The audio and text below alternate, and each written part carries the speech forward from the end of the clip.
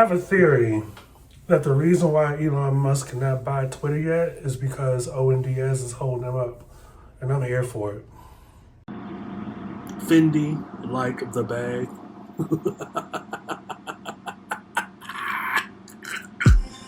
This is the I Refuse podcast. This is Mr. Fox, the I Refuse podcast. I am back. I was initially going to talk about this on the streaming side of the I Refuse podcast, but we already have a Pride Month theme right now on the streaming side, so I thought I'd just come over here. That was, again, minding my business, minding my African American business, and I get an update on a situation or a case that a lot of us weren't discussing. It's involving Owen Diaz, who was a former elevator operator at Tesla. And I thought to myself, they still have elevator operators outside of like high-end hotels. But nevertheless, last October to be exact, Owen Diaz had filed a lawsuit claiming racism and other forms of harassment against Elon Musk and Tesla, stemming from a myriad of numerous cases where he was exposed to or around or the recipient of racist slurs from people that work at Tesla. Initially, the claim was, I think, a multiple $1 million amount. At some point, the settlement was for like $150 million or upwards too. And later on, one of the judges slashed it down to about $15 million because he thought the original amount was excessive. So when Owen Diaz was offered that amount, he rejected it in favor of going back to trial. Now, follow me here as to why I have my theory. Now, it wasn't too long ago that we all got word that Elon was in the midst of buying Twitter. And also around that time, there was a situation where the stock was high and then it like plunged real fast after he made a decision. At some point during that whole Twitter situation, not even, I think the same week, it came back that the deal was on hold. Now we have this new story or this update about Owen Diaz. And when I tell you, I personally stand and for Owen Diaz already. Any person that is on the receiving end of racism, racist slurs, prejudice in the workplace or any place in general, specifically the workplace, and they make it this far with a court case, a settlement, and on top of that, this man said, yeah, I'm not going to accept the $15 million. We're going back to court. Like, I stand. When you think of other cases of racism, and mind you, no matter what country you're in or what country you live in, racism defined is the same. When I think of Owen Diaz's case, I think of that race car driver, I think his first name was Butch, who I believe walked into one of his hangars, his car hangars, and saw that there was a noose hanging near his car. And they tried to downplay it after the fact, where it was like, oh no, that's not what you think it is. We use that to open or do something else. And I'm like, I find it really suspicious that it was found in his hangar, Butch being a black guy and nobody else's. I'm trying to tell you folks, like, we are not as progressive as a society, not as much as we like people to believe, because although it may not be blatant and in your face, racism is still very much alive. People are decidingly trying to be more crafty and think that we're not going to catch it or we're not aware, which leads me to another point. You know, for people to not be as blatant doesn't mean that they don't have the attitude or are of the attitude that we're beneath them. And it goes to situations where it's like, okay, if it's about this specific thing and you still have it, why are you still disrespecting black people? Because the disrespect has always been there.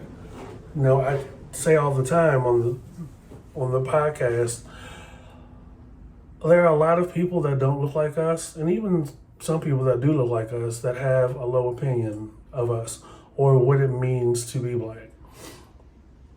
And it shows up in the room with, you know, as punchlines, as this need to show people that you are superior and that you feel it's okay to disrespect people without being provoked. And for me, in my personal experience, I've noticed it's always towards black people and never towards other white people. It really shows up in the arrogance of knowing how far I can go, because I can, things of that nature. So for Owen Diaz, I really hope he gets the full 150 million. And I hope his new trial gets a new judge, because everybody out here knows Tesla and Elon are good for it. If not a full flatbed of cash, $150 million, definitely something over time where it's equitable and it's either in stocks or something back end in nature. Because how you gonna have me, right, elevator operator? And I believe his story, because if not just because, you know, I myself, college graduate, military veteran, I don't go out here and start with anybody. Yet you say shit and disrespect me or think you can. I don't know where you get that impression. And I noticed that, you know, we're both in the same space. Like, it's not like you're living in a house on a hill or a house looking over the city. You live within 2 blocks removed from police cameras and blue lights. And because you feel you can, and you do it on the slide, you know, behind people's backs, that it's okay. And if I experience that, or anybody else that looks like me experiences that, and it's just a day of the week on this level, I damn sure feel like with Owen Diaz being in I'll just say it's a subordinate role, right? You're not an engineer, you're not a scientist, and this is in no way excusing him being on the receiving end of that. But there are people out here that I feel like it happens more with people in subordinate roles, or in less glamorous roles like maids and janitors, elevator operators, O&Ds, even people in assistant roles. And it may not always be N-word this, N-word that, but it's definitely just the attitude that I can talk down to you or I can treat you like this because you're in a lower grade position. You're not, your specialty or your profession is not the bread and butter of the office, so therefore you're not that important, but I need you to do this for me. And in my professional life, I've caught that, and it's just like, I wonder if we were both white, would that be the case? And I've had conversations with other people of color who pick up on that. And, micromanagement is one thing, but for Black people and people of color to have the same experience of one person in an office or in a work environment, and you don't have that same conversation with your white counterparts, it's like, could it be? Could it be? Could it be? So I hope he gets the full 150 million, or at least 150 million, if not north of that. And it has nothing to do with my opinion of Elon or Tesla. I think the cars are cute. I think the people driving them are way over their heads. And I think it's silly people like intentionally denting them and scratching them and stuff because they don't like Elon Musk. Not for nothing, he's probably shrewd and he's definitely savvy. And although I'm not big into capitalism, I am big into progress and working your way up. And I myself being having an IT background, and Elon Musk being an engineer, like that's pretty huge. And unfortunately, when you're on the top part, I guess, of the food chain or the society chain, a lot of people aim their bows and arrows and their flaming torches at you, questioning and wondering, what are you doing with your money to help the rest of us? All this money that you're sitting on could go to help a lot of people.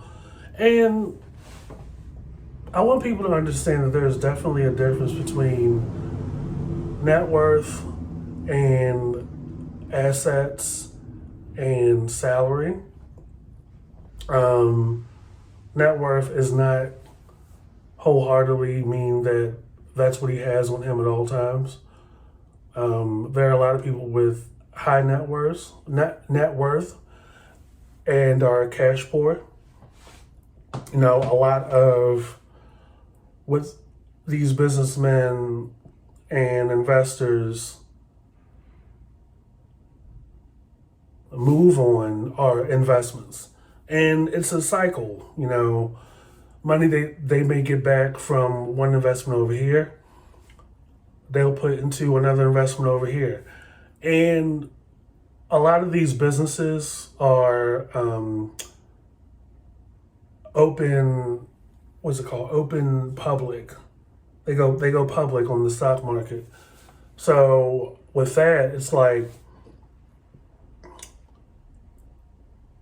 their value stems on performance in the stock market.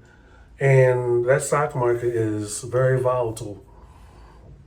I've invested not that much. I'm not one of those NFT fools or those cryptocurrency or Dogecoin fools. Like, I'm not one of those. I probably spent maybe like $75. But you have people out here that are like have emotional investments with all that shit. There's a waiter at a restaurant that I go to on a weekly basis who has emotional outbursts over cryptocurrency. And I'm like wondering to myself, how much of what you have or what you make did you put into that bullshit? I don't know if it's because I'm old school that I'm like, if I can't feel it and I can't see it in my account, it doesn't exist. And just because it's popular doesn't mean it's right. Like, I wouldn't be surprised tomorrow if a whole lot of legal shit came down with NFTs and cryptocurrency. Because it's like you're on your phone looking at this shit. Like, the graphs and the lines and stuff move. And you have your emotional health is tied to that. Like, that's crazy. So, I root for everybody black that's going to get their money. And with that, I could have also talked about this on the streaming, but because Pride Month is still going on, we're having some really interesting conversations on the streaming platform about the community and how it's not something to be proud of. So go to one of the 8 platforms. If you have Apple Podcasts, if you have Spotify, check it out. The other topic I wanted to talk about was the Monique and the Netflix situation. I hope this puts y'all opinions to rest. Y'all have been riding that woman's back, having these anti-Monique conversations as to the validity, the credibility of her claim, even going down to your little pallets that your beds be on, discussing her relevancy and her marketability as it coincides with the amount that Netflix offered her. And when Monique initially went on her interviews and had her talks about it a couple years ago, y'all were just like, the reactions were mixed. I was like, I don't doubt that she can't pull like a Madison Square Garden tour. Monique has been doing comedy since the late 80s. Longer than Dave Chappelle, way longer than Amy Schumer, way longer than Gerard Carmichael and Chris Rock. And Martin has been doing this since the early 80s. But Academy Award winning, she has, a few movies under her belt, and she's a queen of comedy, right? And she's funny. She has a couple of one nights under her belt. I've seen her live. I have one of her comedy stand-ups. I just think, unfortunately, in the time that since the time she's done Precious, I don't think Netflix was a big deal.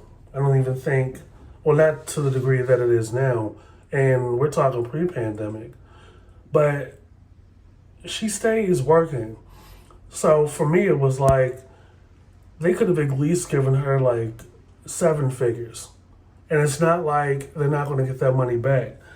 I mean, as often as they change their membership fees, Netflix, and it's a slippery slope because it's like, we could very well argue about marketability and her ability to fill in seats, but it's like, Amy Schumer does that, and a lot of us don't think she's funny. But comedy, like Attraction and other shit, is objective. And, I saw Amy Schumer live. It was mostly a white audience.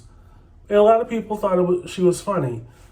I probably found her to be funny maybe 10 or 15 minutes. But she has maximized plenty of her opportunities. And I think a lot of it does come down to race and equality. I mean, you have a lot of people on Netflix. You have a lot of people with these rom-coms who don't look like us. We may be on the writing staff, or we may be behind the scenes, but we're not in the leads. And there are so few of us that have stand-up specials on Netflix. I mean, there was a time I would go on Netflix just about twice every month, and I would see Ali Wong have a new stand-up special. Just seems like she took up most of the comedy section of Netflix for a while. And I'm like, what? But, at some point, Tiffany Haddish did like group comedy things. Like she brought some people together she felt were ready and put them on, which is great. Like use your relevancy and your fame to pull some more people through the door. Dave Chappelle put Earthquake on to Netflix. Earthquake has been doing comedy at least 40 years. And I feel like he should have been on Netflix. And it begs the question, like, are they looking for us?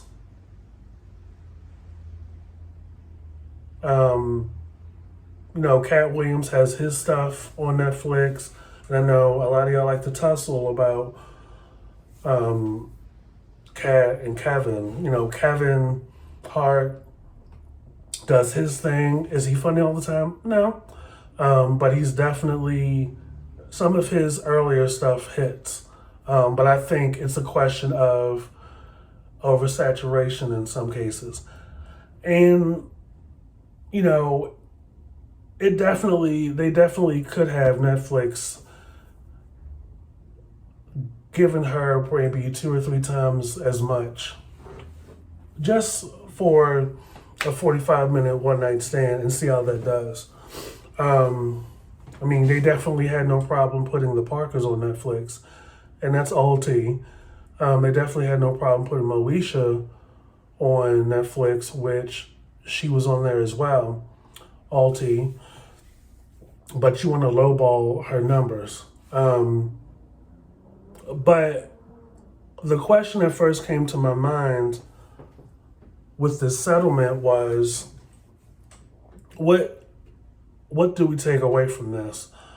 Is do we automatically assume that Netflix is admitting that they allegedly were unequal, that they're admitting fault to what Monique was claiming as far as the amount that they were offering her and how it wasn't on par with other women, especially, well, in this case, the only other variable would be white women because that's mostly who is on Netflix with the comedy and Ali Wong. And I definitely feel like this is a major win for Monique. It's been a little shaky as far as the narrative and our perception at this point.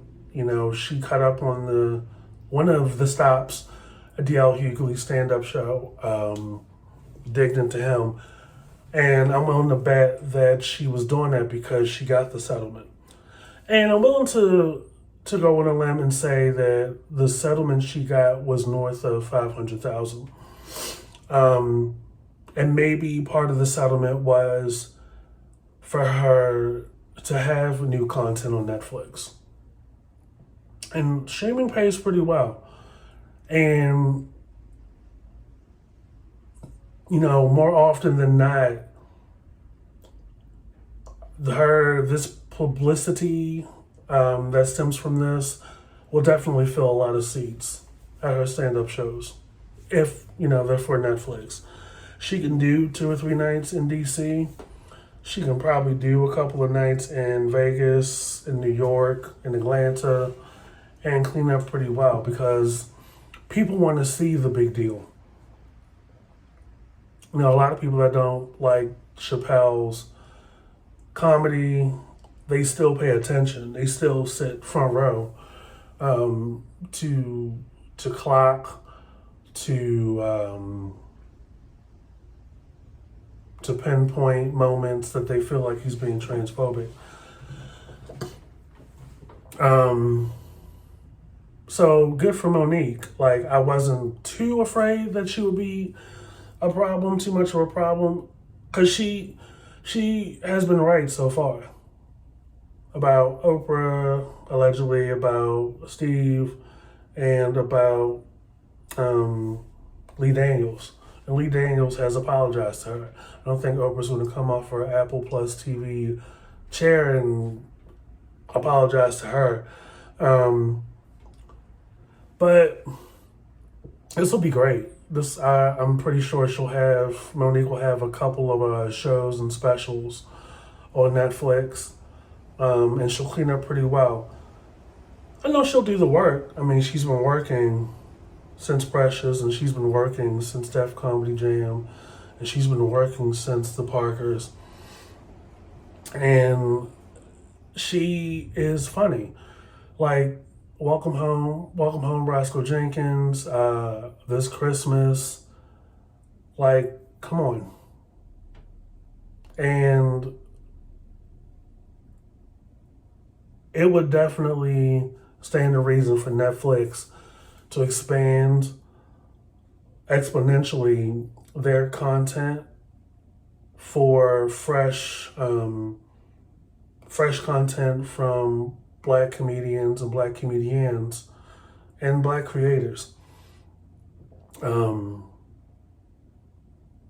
Netflix is largely a miss for me. Their documentary spread has been pretty good. I need them really to stick to consistency when it comes to like Unsolved Mysteries, the reboot that they did, and a couple of the other docu-series that only have one season from like 2 years ago. But,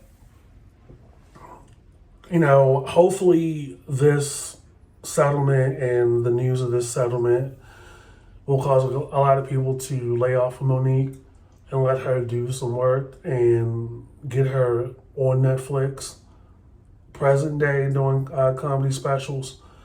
Like, who wouldn't love to roll into Netflix and see a Monique stand-up special today, and the first half of her set is talking about Netflix? That will be a serve. I don't understand why Gerard Carmichael needed to lay into Dave Chappelle. Clearly, it's low-hanging fruit at this point. It's great that you've come out. However, why don't you focus on your career? Dave Chappelle is low-hanging fruit at this point. A lot of people are making opinions and have perceptions based off of somebody else's perspective or point of view, having not watched any of his specials. But it's funny because it's like, y'all want respect, but only if you can disrespect somebody else. And that's weird to me. Not everybody is afraid of you. Not everybody is out to get you. It's easy and it's low-hanging fruit to blame all of the woes that you may face on the most popular person at the moment. And y'all need to do something else with y'all time. I need to focus on why gas is $7 a gallon, why there is no baby formula, why y'all are still putting gasoline in sandwich bags and shopping bags, and why a myriad of other things, like why y'all shooting people up in supermarkets and shooting at people that aren't even part of your problem. Y'all need to focus on Uvalde and getting the police chief and any of the police that stood outside of the school fired. How about that?